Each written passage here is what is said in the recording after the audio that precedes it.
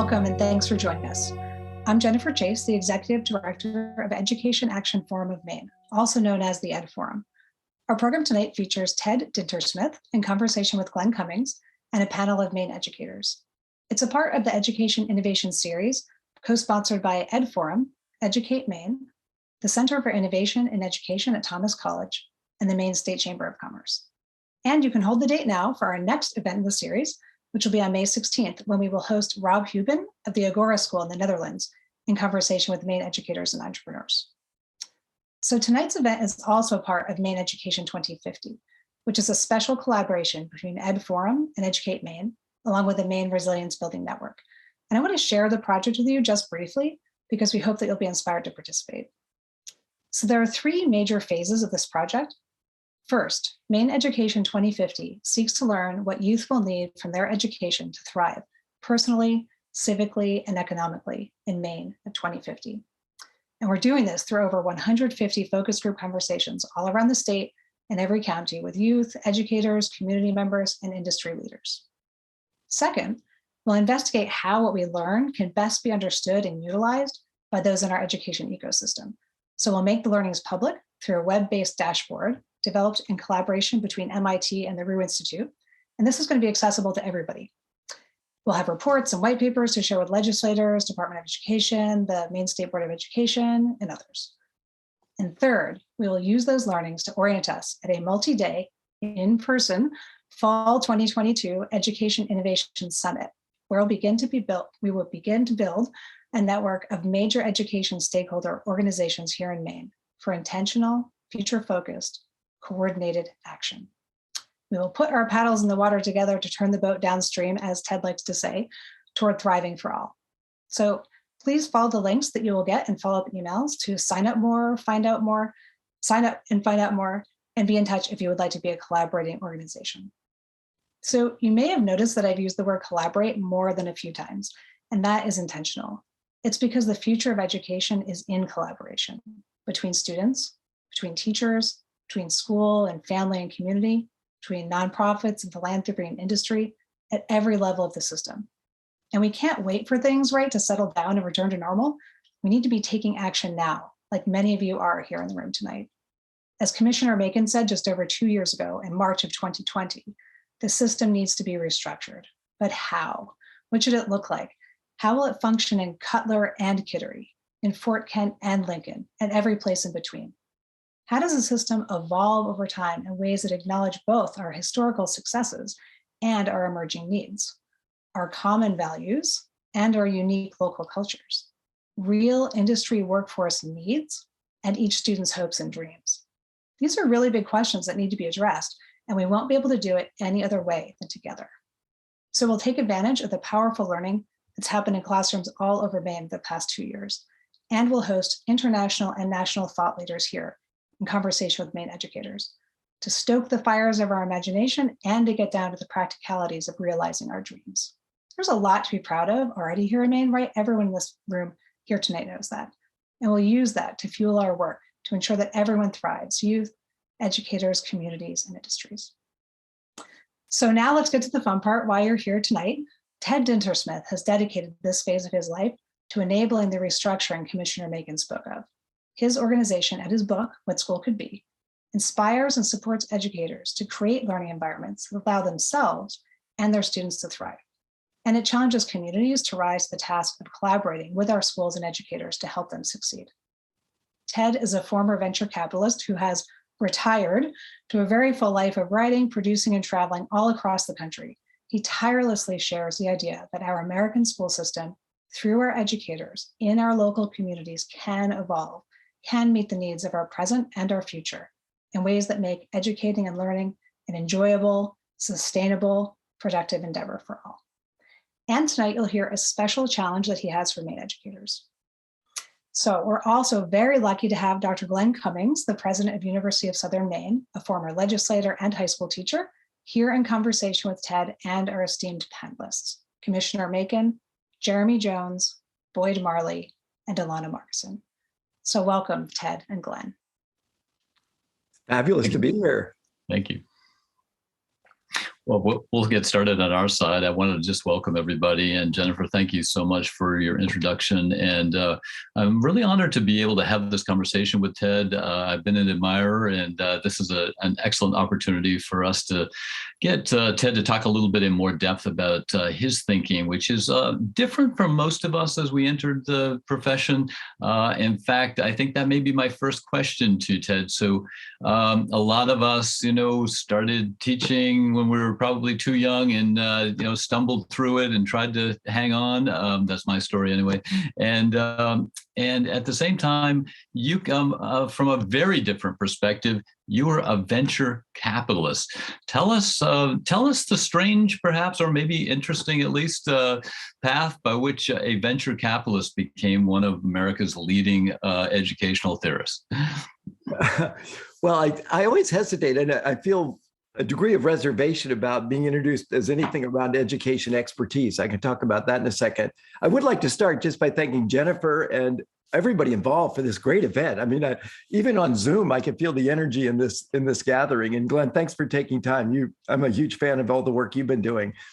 I really got started on this, with no real context in education, but as my kids were going through school, at a certain point, it's a funny story. I'll just be brief about it. But when they were in middle school, the school sent a note to parents saying, we've got this brand new initiative that we're releasing next month, and we're going to be helping your kids learn important life skills. And my first reaction was, great. That's fantastic. The school's going to teach my kids life skills. And so I started to think, I said, well, wait a minute. Why is this a new initiative? That doesn't make that much. Isn't that what schools should be all about? Preparing kids for life. And I just started to look at what they were being asked to do in a bit of a different light, and came at it from the vantage point, if I have any differential advantage in the work I do, it's having spent 40 years at the forefront of innovation. And I was with one of the top venture firms in the country, been involved with all sorts of investments in sectors changing every aspect of society. Don't blame me, but we were first round investors in Twitter. So we worked with the A-tier entrepreneurs and saw these things. And I have a really informed perspective on how things are changing for our kids going forward. One of the things I say is, if it's routine, it will be done by machine, just flat out. And people underestimate, I think, at the peril of kids and society, how fast machine intelligence is advancing. It's not tapering off. It's not steady as she goes. It's exponential. My friends in the tech world say that over the last 2 years of COVID, there's been 10 years of digitization of the economy in 2 years.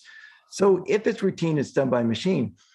But it's not necessarily bad news. It's just consequential news in that the values, the character traits, the things you really need in this world where the routine stuff could be outsourced to automated solutions are creativity, curiosity, audacity. And I started looking at what was going on, first with a school and then a few schools and then lots of schools. I said, wait a minute, these kids are actually being discouraged from doing out of the box things. They're being told, you've got to buckle down. You've got to do things that honestly, this with Siri does perfectly. And I just said, no, I don't want that to happen to kids. I don't want kids to be penalized for thinking of something that most people think doesn't make sense, but actually has some profoundness to it. And so as I started visiting more schools, I said, this is not a minor thing. This disconnect between schools and accountability measures. And this is what I think what I've learned along the way is it's really an obsolete model and misguided accountability metrics that are driving certain priorities in schools that I don't think teachers actually embrace or want.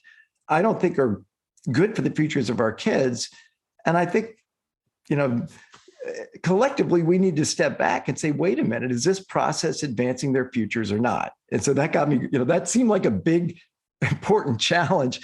And I'll add just one note, and then we can get to other things, is when I started connecting these dots, I said to my wife, this goes back over 10 years ago, I said, if we don't start getting this right, I'm not sure our democracy will survive. And she said, don't tell anybody else you think that. I mean, that's gonna frighten people. I said, no, I'm gonna tell some other people. And I think the word was, oh my gosh, retirement's not agreeing with Ted. He's kind of lost it. What's this stuff about democracy may not survive? A lot of those people have circled back to me lately and said, now tell me again why you think education priorities and the health of our democracy are so closely coupled. And they are, we know that. So Ted, I just want to jump back. By the way, that's very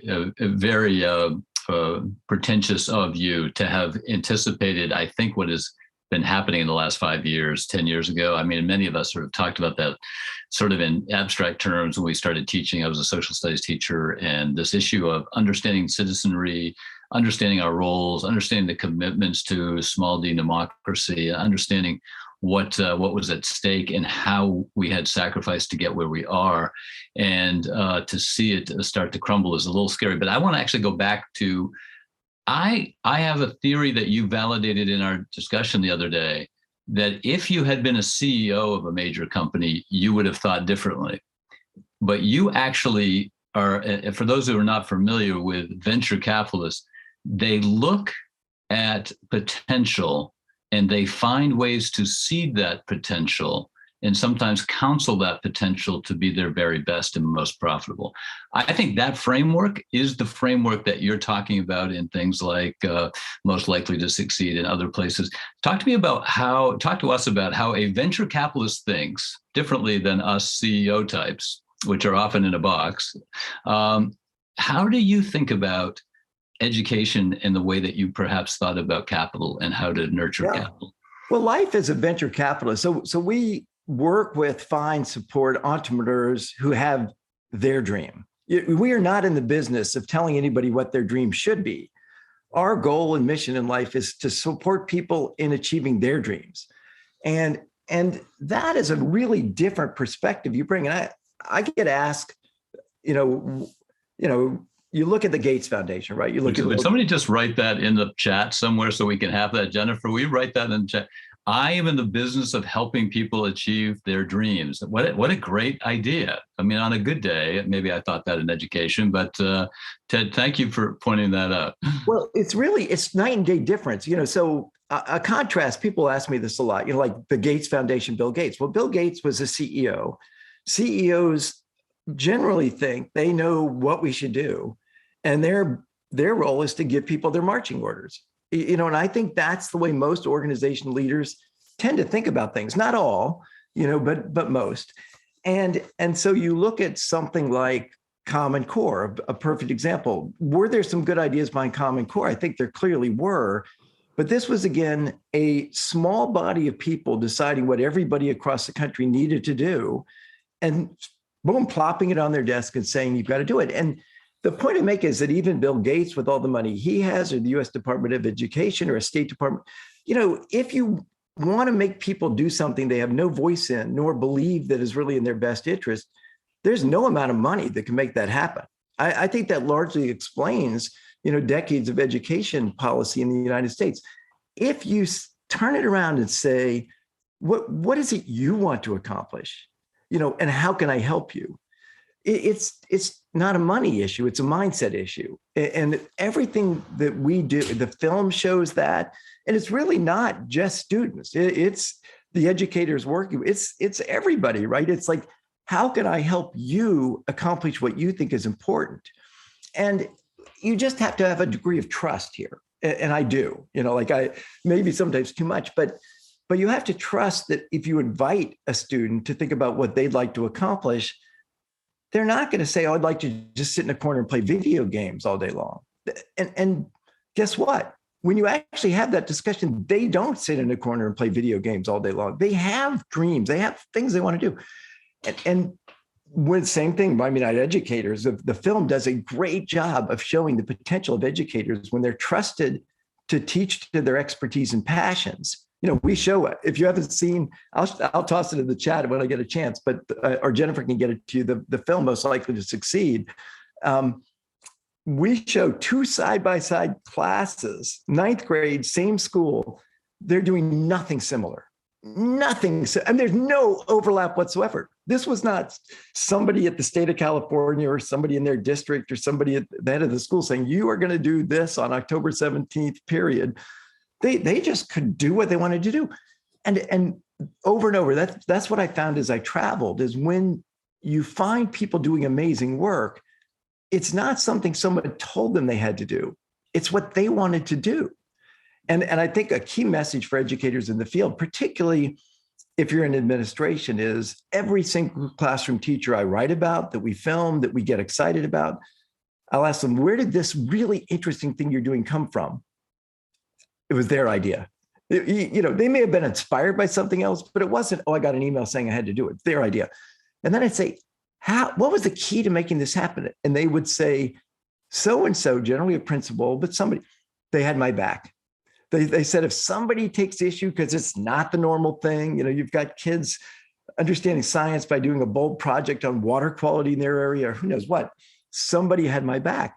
And I think it's really a core insight about human nature. I mean, when do people do their most amazing work? They do it when they believe in it. And let's link that to the larger. So we have a teacher shortage across the country. It's getting worse and getting more intense. What you're talking about is the professionalization of the teaching profession, not the diminimizing, and or of the core of the profession, which is sometimes restricted to follow these, as you say, these sort of rote expectations. So talk to us a little bit about what you think the implications are for the teaching profession when you talk that way. So what are the things that could reignite that kind of desire to be a teacher? And we're seeing these mass resignations and retirements across the country and here in Maine. I think I noticed one small gray hair on Pender Macon's head, that one among her many challenges is that she is losing teachers really rapidly. I mean, is this what recommendations might you give us here in Maine that would help us, I think, accelerate the professionalization of teaching and make it more rewarding? Yeah. You know, complicated question, an important question. And first, I would say to everybody on this call, I am fully aware in my conversations with people how challenging the last 2 years have been, and how everybody has really been under all sorts of strain and stress and challenge. And for those who feel frustrated or tired or whatever, I will say this: I hung around for years with marathon runners, and so I liken today to being at mile 23 of a marathon no one signed up to run. And I think it's very tempting, and marathon runners would say the same thing. At mile 23, I just said, I'm just going to get done, and I may never put running shoes on again. But when you go back to those marathon runners 5 years or 10 years later, they look at that race and say, I am so proud of having run that race. It was a life highlight. And I think every single person in this call will look back on this very challenging period and feel immensely proud of staying with it and supporting their kids. And there is an unprecedented degree of fatigue and grumpiness and a bunch of other things. If I could, snap my fingers and make changes, which I have to get used to being in a life where if I snap my fingers, not even my dog pays attention. So, but I think there are important lessons to draw from Finland, right? I mean, Finland, pays their teachers, not massive salaries, but they pay them commensurate with their essential role in society. And I think our states need to start looking at it that way. They also really upgraded the School of Education offerings. It's very difficult to conduct a student-driven agile classroom with real-world challenges and authentic assessments, all the things we believe in that we capture in the film Most Likely to Succeed in a lot of our video resources. If you were in a School of Education sitting at a desk taking notes, and so I think the schools of education need to up their games. But it's really interesting when you visit schools. I visited them in Finland. The teachers just feel, well, there's a great joke in Finland, which is a doctor, a lawyer, and a teacher walk into a bar, and the bartender asks them, so what do you do for life? And one says doctor, one says lawyer, one says teacher. And they say, how'd you end up doing this? And the doctor says, well, I wanted to be a teacher, but I couldn't get in, so I became a doctor. And the lawyer says, well, I wanted to be a teacher, but I couldn't get in, so I settled for being a lawyer. And it's really that degree of respect in their society but also immense trust in the classroom. And I would say we trust the lives of our kids with teachers. One of my most moving experiences was in Emporia, Kansas, at the National Teachers Hall of Fame. And they have this knoll with all these memorials to teachers that lost their lives in schools protecting kids. I mean, you can't go without sobbing. And I say, how is it we trust teachers with the lives of our kids, but not with their lesson plans? And I think that's where we are so short-sighted, because done right, I think it's an immensely rewarding. I mean, that's what I hear over and over again. Given support, given trust, I feel so full of purpose in my life.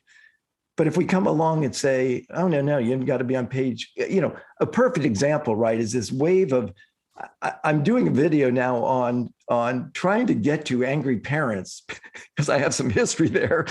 But this lunatic call for transparency, parents' rights. We demand transparency. Tell us every single thing you're going to cover for the next 9 months or something. I mean, what are they thinking, right? I mean, you couldn't take a more direct path to ruining kids' chances to learn and driving our best teachers out of the profession. And so I feel like we need a bit of a wake-up call, because it is, what profession will have the most influence on the future of our nation? I would say, our faculty. And, man, we should be just honoring them, respecting them, thanking them for the last 2 years, and making sure they get, which is what we're really trying our best to do, is to offer in the field professional development resources that go well beyond and above what a common complaint I hear, which is what we get in the field we don't really think is particularly good. And so we have these great things. We're working with some schools of education, and I'm bragging a bit, but I really do think it's extraordinary, because we capture great practices in the field. We are not the CEO saying, oh, we had a few people that said this is what you have to do. We work like crazy to get out and understand what people are doing and say, what are you doing that's great? Would you mind if we film you, and bring it to life for other teachers, and not say, copy this, but say, here's what they were doing in Hopewell, Virginia. Here's what they were doing in Jamestown, North Dakota. Here's what they were doing in who knows where. We've got them from all over the country, all around the world, actually. But just to sort of get people thinking, oh yeah, we could do that, but we could do even better. I think that's where you start to get things bubbling up and happening, is when people feel somebody has their back if they do something innovative, when they have a sense of informed innovation, not just change for change's sakes, not just toss some useless math lesson on an iPad and call it innovation, but a way to challenge kids that help them develop competencies that matter. And then people start getting excited about it. And if you can build that enthusiasm and excitement for it, it's very contagious. Ted, I've got to tell you that in the chat, there are already people who are saying 2050 is way too long. They want this tomorrow and deserve. Tell me though that a little bit of so somebody might say, well, yeah, that sounds good, but shouldn't you have some standards? I mean, shouldn't there be some agreed upon understandings? Do you want to make it totally freelance? I mean, is this going to help survive, help the democracy survive? And I tell us a bit. I don't think you're saying that, but just in case anybody's thinking that in the back of their head, like, that's a little too loosey-goosey for me. What would you say to them? Yeah, do I think student work should be held to a high standard? Absolutely. I mean, absolutely. What high standard? I think that's a really key question. And so I'll go after one of the most important drivers of high school standards, and one I think I've got a bit of a high ground on, math standards. Because I'm not bragging, but I have a PhD in math modeling from Stanford, and I spent a career backing algorithm-based companies. So I'm not Mickey the dunce on this stuff. There almost none of the things taught in high school are used by adults. I mean, it's just stunning to me. I will hear these people that have no idea what they're talking about, that will go on and on about the importance for all kids to take calculus. Well, I've spent 7 dang years, 100,000 people, combined audiences, trying to find one adult who does a closed form integral by hand professionally. The answer is zero. Zero. So we've got these people who don't know what they're talking about, laying out what kids have to be good at, that turn into barbed wire fences for kids' futures instead of enabling and empowering standards, right? And so why would why would you say you've got to be able to do hyperbolic cosine transformations to get into a college or to major in engineering? It's like nobody's doing that. People at Boeing aren't doing it. 3D solid modeling company engineers aren't. Nobody's doing it. And yet it just hangs around from a time period that I actually go back to, dating myself, when you did have to do it by hand. It used to be a useful standard, but it is totally obsolete in today's world where photomath, you just put your camera over the expression, it lays out the steps and gives you the answer. So what I advocate for, supposing we said high standard, that students through the process of K through 12 can demonstrate, they can create and carry out audacious initiatives that affect positive change in their world, completed to a high standard. And that we're going to look for a portfolio of those, and college admissions officers are going to look for a portfolio of those. We're going to want students through high school years to be able to demonstrate aspects of informed, responsible citizenship. I'll give you a standard I think that we should have in every state to graduate from high school: fact checking. Maybe it's the exception in some of your schools. I've done a pretty exhaustive search for high schools teaching fact checking. It is like you can't find, it's just not existing. Some friends I backed, a group that I back, did an evaluation. Can our absolute best college students, so juniors and seniors, most selective schools in the country, fact check? No. What does it take to make an academic superstar to convince them something's true?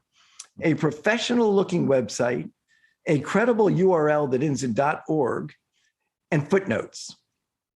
Now, like I'm a fan, like discriminating, fact from something wholly made up. Yeah, I think that's a standard that we should hold people to. But instead, it's like memorize the three branches of government.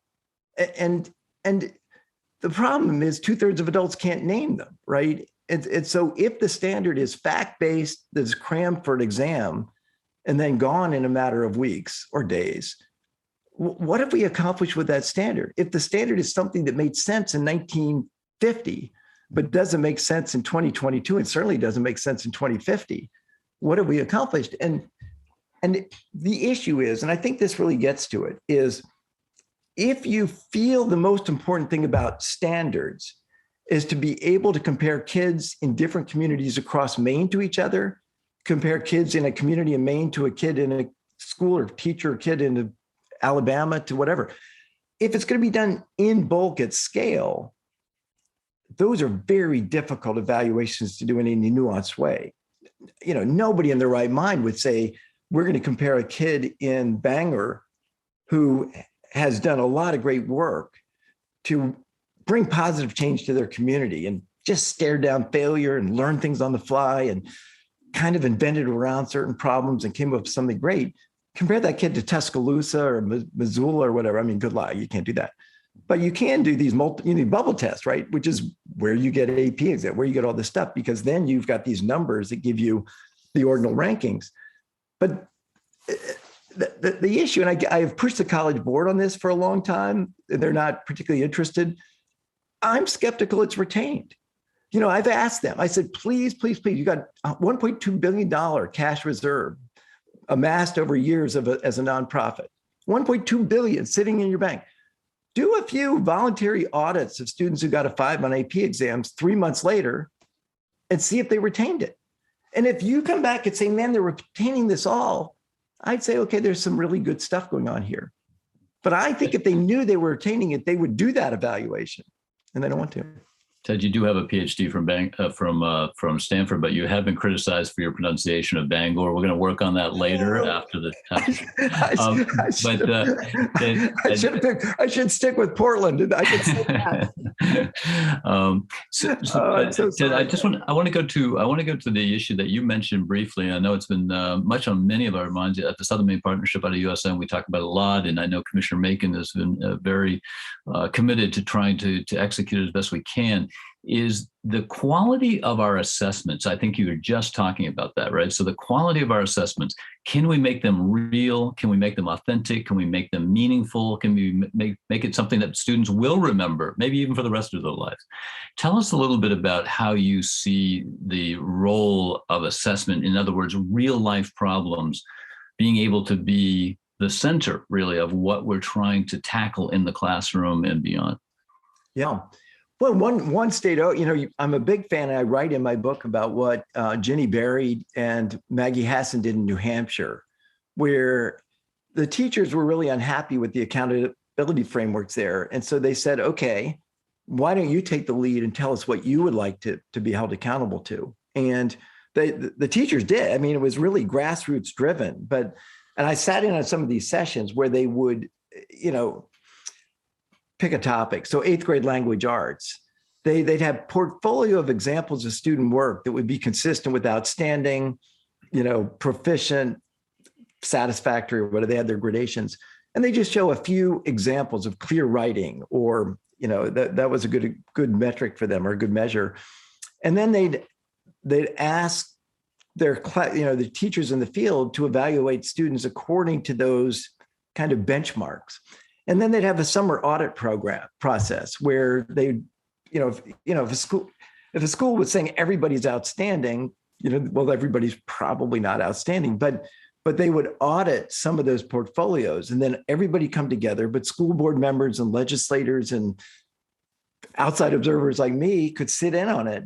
And people would look, okay, you said this portfolio, we are looking at these 10 student portfolios from high school XYZ, and you said these were outstanding, proficient, satisfactory. Let's actually look at the work and make sure your evaluations make sense. It was like out of hundreds that summer, I think they identified 3 or 4 that seemed like they were really off. And my point is, we don't have a problem evaluating the quality of complicated work. We have a real problem if we try to turn it into one number that then can be measured across the state or across the country. But I mean, I'm sure you've seen it. I mean, you've dealt with a lot of, when somebody turns in papers, that this is really a great paper. This is a pretty good paper. This same thing with when you're interviewing. When you interview somebody, I don't need to know what every other venture capital firm thought of this, prospective, associate or something. You just talk to them. I used to ask. This is why I'm such a believer in it, because in my career in venture, I quickly ran from academic superstars, where most people in venture loved academic superstars. Like somebody was I used this exact flow one day at breakfast, and it was this person's exact flow. So I have to be careful. But I said, like the ones I really don't want to back are Exeter, Princeton, Harvard Business School, Baker Scholar. That's not going to be a world changer. Of course, that was that person. But I would look for unconventional backgrounds, but I would ask them this. I'd say, send me 3 writing samples that tell me what I should know about you. And, it's like, it was so, I would say this to the college admissions, events that I addressed admissions officers. I say, don't tell me you can't do it, because I did it for 25 years. And 5 of those 25 years, I was ranked as the best venture capitalist in the country. So it's not, it didn't take much time. It was actually really interesting. It was highly effective in figuring out who was going to be really outstanding. And why aren't we looking at that? And so that's, to me, is where you can, if you look at, and it seems like that is exactly where we are going. What we've started to see around applications coming in. And so our traditional is just let's write a 3-page resume, and here's where I used to work, and here's where, et cetera, and here are my references, et cetera. But now we're seeing these electronic portfolios, which are fantastic, which I can then say, I'd like to click on Tori Cornfield's resume, and I can find out what three people who worked with her in the Maine legislature said about how difficult or how easy she was to work with or not, how original she was in her thinking, right? And she can't see this. I can just click on there and see this. I can see a video of her giving a speech on the floor of the Maine House. I can see her reading some poetry to her for her education committee, which she used to do. And by the way, I don't think anybody has ever done that in the history of the Maine legislature. I could see things in these new portfolios that I haven't seen before. It's capturing a full 360 of a human being, right? And it's capturing them for things that we normally would not look at. For example, when we're looking at somebody trying to come into a graduate school, we look at their GRE scores, right? And instead, now we have the technology to actually see all 360 degrees of Tori Cornfield or one of our students. So the potential now is getting enormous, but we have, as somebody said in the chat, I want to kind of go back to it. I know we're getting towards the end here, Ted, but they specifically said that we're often, as teachers, compliance. We've chosen compliance over innovation, right? We've chosen compliance over acceleration of ideas and natural curiosity, right? And partly, I think, inferred that collective bargaining units also need to be brought in that process. How do we bring the profession into that place where we're not just compliant managers, but we are truly the accelerators of curiosity, really the shepherds of somebody's greatest potential? And what are some of the things that we do to make that happen? Well, we've worked really hard to create, primarily great videos that sort of bring to life what's at stake here. And so we have it's a 3-minute piece on the future of work where we just lay out all the stuff that's going to get automated away. The point I make, and I feel like I have to make this, is that whether the kid is valedictorian or at the bottom of their class, if they leave school strictly good at memorizing material, replicating low-level procedures, and following instructions, which every school I visit, I say, if I have a student here who's like that, where will they end up? And they say they'll be on the honor roll. They will spend most of their life in a world of hurt. And the good news is, if you look at every 4 and 5-year-old, they are just brimming with creativity and curiosity and will try a million things and everything else. And so we don't have to put something in people that doesn't exist. We just have to stop crushing it out of them. And some of you may know I teamed up with Sir Ken Robinson, and the world lost him, which was quite tragic collectively. But the same thing, do schools kill creativity? I think people just sort of said, absolutely they do. And I think the thing to keep in mind is that in 1950, it was probably a good thing to kill people's creativity if most of the people were going to pursue factory jobs. But in 2022 and certainly 2050, if you don't have those going for you, you're going to be in a world of hurt. I think the opportunity, and it's probably a good thing to emphasize here, is that when you have a state like Maine with really great people involved in key roles and a lot of ground support for doing something different, the opportunities aren't to just edge ahead of Massachusetts on test scores. It's like the upside here is fantastically off the charts. What these middle and high school kids can do in a world where they can learn anything they want, in a world where they are just incredible in what they can accomplish. If we just start leaning into that, it is, like unbounded. I mean, Ken and I called our thing boundless. So boundless potential. And so I sort of say back to people, if in fact you knew, if we didn't rethink the priorities in school, that most of our kids will be in and out of crappy jobs. Many will be incarcerated or homeless. But if we did rethink this, we are going to let these kids pursue amazing opportunities in a way that actually provides differential advantage to the kids that need the most support. And I think that's an important point to stress, because the rich kids get through this stuff because parents will say, get a good grade or do really well this semester, I'll get you a new iPhone, get a 1,500 on your SAT, I'll get you a BMW. I hang around some of those people. I know what they're capable of doing. So, kids in circumstances, I grew up in the circumstances, the kids I fight for, where your family has no money. you don't have somebody pushing you through stuff you don't care about.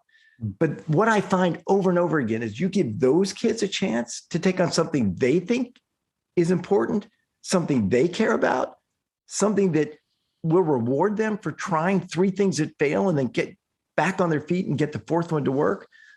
It is just a very exciting future to visualize. And so I'm like all over, like when Jennifer called and said she was putting this together, I said, not only would I do this, but I mean, like I'll do anything I can to help, because I think we need those proof points nationally. We need agile states with vision and commitment to show the rest of the country and the rest of the world what can be done. Ted, I'm going to stop you there. I think you have already, just at least from the chat and the smiles, I think you've already excited us to go on to the next level. But before we move into that panel, tell us what you're doing. What's next for Ted Dintersmith in education? What are you working on now? What are you thinking about that we should just be aware of? And what next great book or YouTube clip should we be looking for? Well, I'm working on several things, but one, and I think we'll follow up with this group, is I feel like I don't want to see a 3rd school year start where we failed to take advantage of what we learned from the previous period. What did we learn during the whole disrupted time we've just been through? I think we learned to direct and manage their learning and draw on motivation because they think it's important, were the kids that kept learning. And the kids that just were sitting in person and then were sitting at home on Zoom, that's been just an even bit, what was a disaster in person is a massive disaster on Zoom. And so my shameless bag here is to get a few, sprouts starting to pop out of the ground in different places in Maine this spring. And I know it's a really crazy time. It's mile 23 of the marathon, but we're going to be begging groups to sort of hold up their hand with just a little tiny starter steps, something like a few hours this spring to gain some confidence that it can be done. And then I'll beg Jennifer to put together a summer summit where we say, look, we've got people across Maine starting to make progress here, get that flywheel turning. And one of the things I'm particularly excited about, and I'll just briefly outline it here, and then we could pursue it in a later session if that's, or event if that's interesting, is what I noticed when I went back and reread my book is that over and over again, I was writing about kids who were identifying things they wanted to get good at, largely learning it on their own, getting really good at it, refining, mastering it in the context of being great citizens in their school and community. And at the end of that process, had skills that would let them earn more than most college graduates. And your cat is getting excited about this, I could tell. So the whole idea, you've got kids in, 3rd, 4th, and 5th grade in West Virginia in a really poor area who become IT consultants. You've got kids in 8th grade in Fargo making documentaries and websites. You've got kids in Albuquerque, New Mexico doing social media campaigns. You've got this young woman in Vermont getting good at website design who's an artist, but suddenly does that. And so I've been sort of floating this in different areas saying, are you up for piloting this? And I'll make it very specific to just give you a sense of how amazing it could be. Is certainly every middle and high school school in Maine has sports teams, right? And almost every sports team has 1 or 2 kids who can't make the team, but they are managers. And they love the sport so much that they'll pick up towels in the locker room, they'll lug Gatorade things to the playing field, practice field, whatever, and good for them. But I'm saying, like, what if we had all of these teams had a digital media team that went with it? A website for the fans, a social media campaign to make the community aware of it, podcast episodes about the season, interviews with players and coaches, statistics to predict the score of an upcoming game, great logo, like a whole set of these things, which kids would just be like, I am so all over this. And then we did an exhibition next May, so not May 2022, but May 2023. Let's say we have a great Chamber of Commerce in Maine that can make this available to local businesses all across the state. These kids will get good at things that these businesses are really interested in. And I think that's just, I call it the low-hanging orchard. Kids getting good at a proficiency they enjoy in the context of being great contributing members of their school community or their local community. And by the time they're 18, have a proficiency that means 10 hours a week in summers, they could pay tuition, room, and board of any state college in Maine and come out ahead. Hmm. I mean, that's a bold goal. And like, what if you don't go after bold goals in life? Why are we here, right? So that's what I'm really excited about. That is great. Well, we look forward to hearing more about that, Ted. And by the way, none of us Mainers missed the fact that you strategically baited the idea of coming back in the summertime. We all noticed that, Ted. But that's exciting, and thank you, Ted.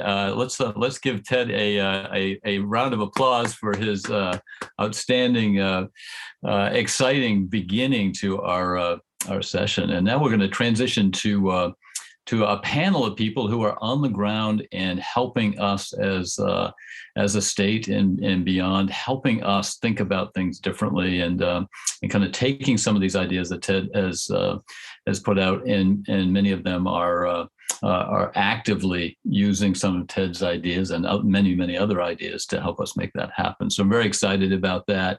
Let me just introduce the panel members that we have with us. We have some terrific people, people that have been around Maine education for a while and have just give us a lot of hope and inspiration and great leadership. First person is the Honorable Boyd Marley. He is the principal of the East End Community School in Portland.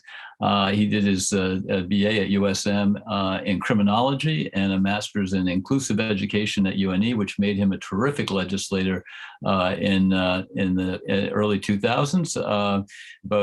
And I think that I could not have shared the Portland delegation with anybody more committed to education. I was on the education committee, and he was just a terrific advocate for education in the legislature, and just a truly wonderful guy doing some great things at East End School. We also have Elena Margison. She is the director of the Center for Teaching and Learning. She's an assistant professor of education, director of the education program at University of Maine at Presque Isle, and she is also the cousin of Andrea Stairs Davenport, the USM education chair, and she explained why, and she may share that she explained that why she is, and how that happened in the family, that so many of her family members became educators. And we also have Pender Macon. She is the Commissioner of Education, probably needs no introduction, but I also say that at USM, Husky Nation holds her as one of our best examples of our alumna. She is more than 20-year career. She has devoted herself to the mission of public education. From 97 to 2003, she served as a classroom teacher at the Westcott Junior High School in Westbrook, and then she went on to become the principal of the Real School, the Regional Educational Alternative Learning School on Mackworth Island, where she exemplified many of the things that Ted was just talking about. And finally, we have Jeremy Jones. He's new this year as the executive director of the Maine Charter School Commission. He is from Texas and moved here recently from Nashville. He currently lives in Old Orchard Beach and the surrounding areas. He is the executive director of the Maine Charter School Commission. And prior to this, he served at multiple levels on the authorizing and operation sides of charter school movement throughout Texas and beyond. So that is, those are the people that will be helping us. And I guess I was going to start with a question to the panelists. What it seems like there's a lot of agreement about where we could be. A lot of people certainly nodding their heads as Ted was talking and adding to the chat, and yet we have some work to do. And I guess my question to each of you, well, let's just go around, and we'll start with Boyd.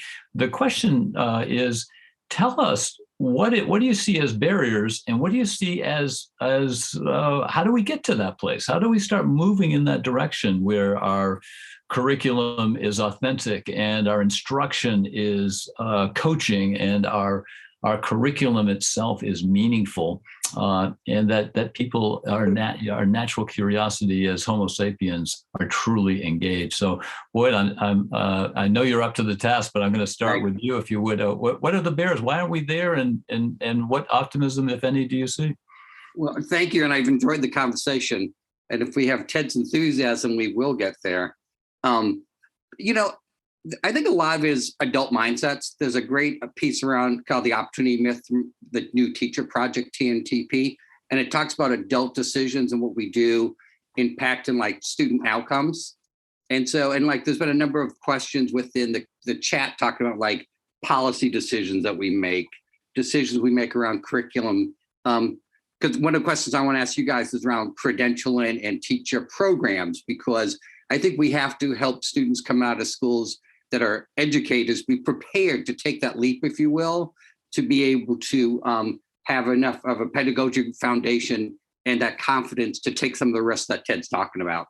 So I think it's around adults being able to take the risk, but also policymakers giving us some latitude in how they quantify the work that we're doing. Wonderful. Yeah, thank you.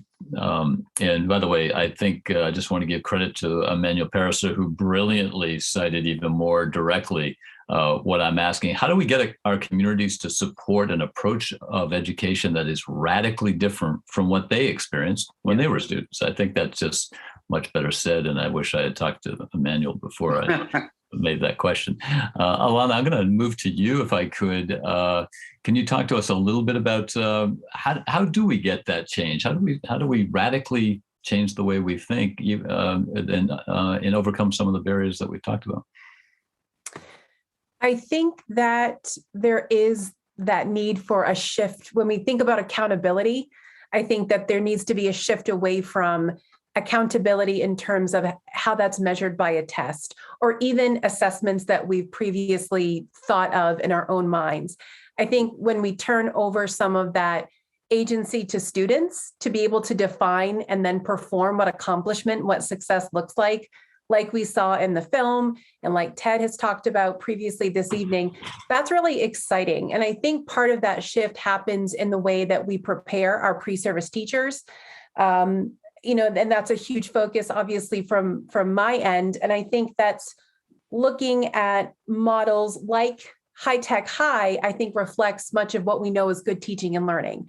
It's focusing on these active learning models. And it reminds me a lot of expeditionary learning, project-based learning, authentic assessments where there's a real world problem that's being solved by students. I think a lot of how we're shifting or how we might shift is to rethink accountability and success and give more student voice, and then help our pre-service teachers create instructional plans and designs and assessments that honor student agency and student voice in that process. And I think we're getting there. I think that that's, especially given some of the challenges of COVID, as we come back to our new normal, and this has been referenced, I know, by my colleague at USM, and maybe Flynn Ross, I see, is in the chat too. I mean, Fiona shared a bit about the blogs that she has done and just thinking about, let's think about what we're going to do better and how we're going to honor, coming back and really honoring doing school differently. And I think we're on the right track. Well, thank you. Thank you, Alana. Commissioner Macon, what can we do to shift our thinking more radically and get parents and others to understand that transformation? Well, I have to say I very much agree with Alana when she talks about this chasing a score on a standardized test as being the one measure that we really have. It's what we hold up in our state to say, well, our reading scores were here and our math scores were here. And we have, as I think it was Tony Wagner in Global Achievement Gap, his book, well over a decade ago. And he said, what is marginally important, but easy to measure is gaining false importance. And look out, because that which is truly deeply important, but difficult to measure, is falling by the wayside in this data-driven culture where we're looking for something between a 0 and a 4 that we can see a straight line trajectory and feed it through some sort of so that has been very painful. And also there's another one that's over a decade now still, but I can't believe it hasn't gotten more play. And that would be World-Class Learners by Yang Zhao. If you have not read that, I certainly encourage you to.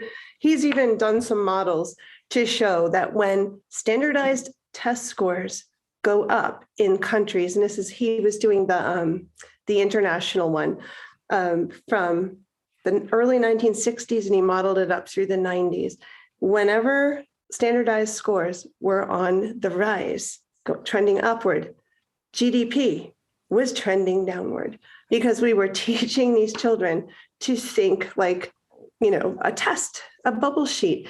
And it was the converse the other way. I mean, that's just incredibly, I think it's fascinating. And the culture of accountability, which was ushered in heavily with the No Child Left Behind movement, I think is, when you talk about barriers, the biggest barrier is trust in our education system. It's trust in the educators who have gone to school for this, who have the expertise. They know what learning is. They know that they can see a child spark or begin to blossom or struggle or challenge or engage. They can do that with their teacher eyes because they have practiced for so long. And yet they don't understand that their teacher eyes are a finely tuned assessment instrument. And instead, the child has to, in order for the teachers even to believe at this point that the child is proficient, the system, the culture of externally applied accountability as measured by something that was crafted not by the teacher. It used to be teachers created the lessons and they modified them. And they created the assessments and they used those assessments to measure how somebody was doing, and they would change their tactic to better reach that child. That's when there was professionalism and deep respect for our educators. And as we applied external accountability to humans who are already pre-motivated to be accountable, they showed up their first day at work to do the very best they could do. And there's plenty of brain research to show that when you try to hold somebody artificially, externally accountable for something that they showed up already pre-accountable for, you have just completely disenfranchised them. So we have pushed the professionalism away from our educators. We have reduced school leaders to middle management at best. We've handed them stuff to hand down to be implemented.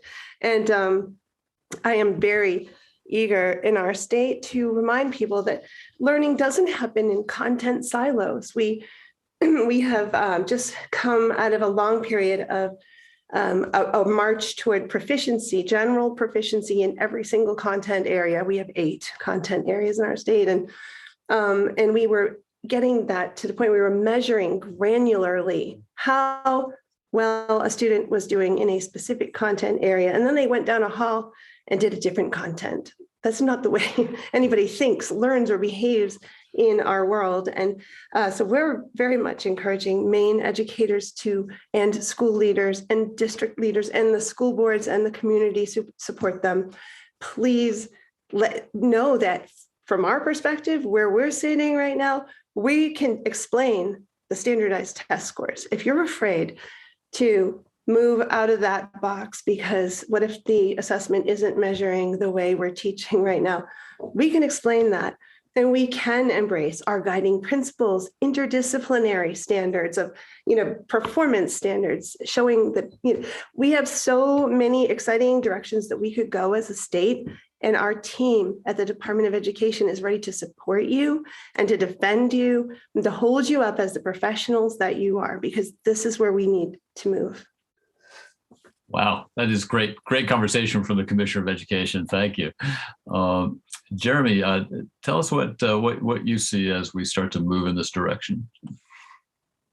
Sure. I'm just like learning as much as anybody here. So I appreciate the opportunity and love soaking in all this wisdom. I will say that, to harken back to Sir Ken Robinson and something that both Boyd and Pender just hit on here is, as educators, we are the system, right? I think a lot of times we sort of point to this amorphous thing out in the ether, and it's easy to blame somebody. But if there are classroom teachers on this call right now, I would say, like, you are the system. Like, revolutions happen in classrooms, and you just heard your Commissioner of Education give you permission to do things differently and to challenge the status quo. And I would also encourage that. Start doing that.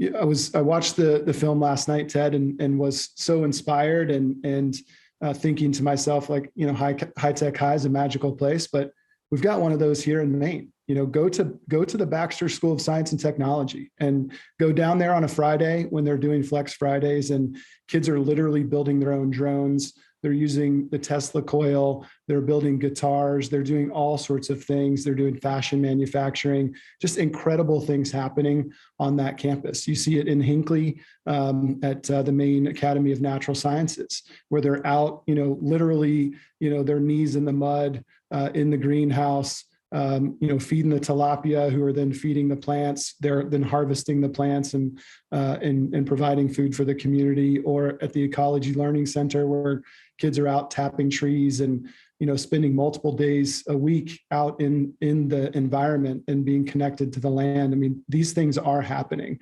and I know that there's a sense of urgency of the people on this call tonight to expand those opportunities and make sure they're equitably distributed across our state and across our nation.